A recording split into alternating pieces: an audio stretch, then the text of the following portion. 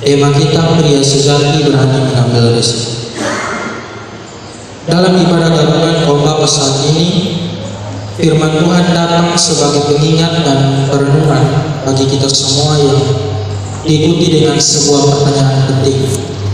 Pertanyaannya adalah, apakah kita sudah menjadi pria sejati yang berani mengambil resiko? Saya ulangi, apakah kita sudah menjadi pria sejati yang berani mengambil risiko? Kita memiliki status sebagai anak. Dan terkadang jemaat Tuhan, Tuhan hanya mementingkan dua status itu tadi, status yang ada di keluarga dan status yang ada di masyarakat. Sedangkan status sebagai anak Tuhan terkadang Tuhan abaikan. Bahkan kadang Tuhan menganggap itu sebagai hal yang sudah lebih penting daripada status lain. Dan itu terbukti.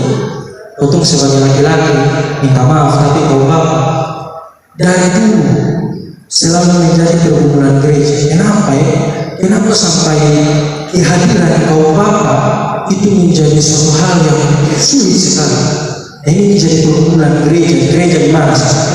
Kaum Bapa itu selalu menjadi hal yang sulit untuk datang atau bergabung dalam persekutuan. Nah, umat Tuhan, seharusnya ini bukan menjadi suatu kebanggaan. Ini bukan menjadi suatu kebanggaan.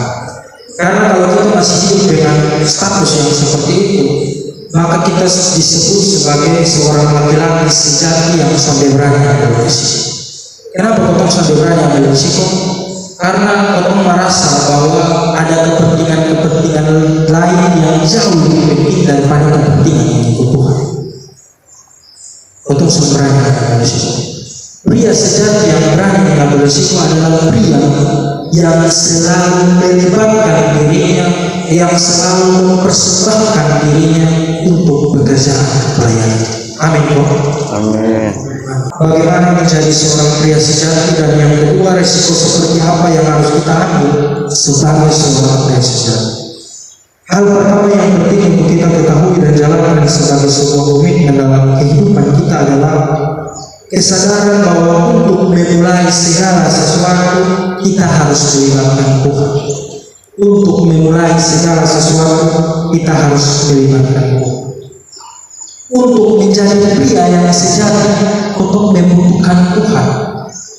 Untuk menjadi pria yang sejati, untuk membutuhkan Tuhan. Dan untuk mengambil sebuah risiko, untuk harus bertanyakan kepada Tuhan. Supaya apa yang Tuhan lakukan, apa yang menjadi Tuhan kehidupan, semuanya itu menjadi keputusan yang sesuai dengan apa yang Tuhan mau atas hidup ini. Jemaat Tuhan, ada sebuah ungkapan yang mengatakan bahwa seorang pria jenius dikagumi, seorang pria kaya menimbulkan iri hati, seorang pria berkuasa itu ditakuni. Tetapi hanya pria yang berkarakter dan bertanggung jawab yang dapat dipercaya. Dan kepercayaan itu bukan hanya oleh manusia, tetapi juga oleh Tuhan. Tuhan bilang, kalau kita belum bisa setia dalam perkara-perkara kecil, bagaimana mungkin perkara-perkara besar itu dapat kita kerjakan? Kalau kita pergi ke ibadah, membangun persekutuan bersama saja kita pemalas, sulit sekali. Bagaimana mungkin berkat surga itu turun atas kita?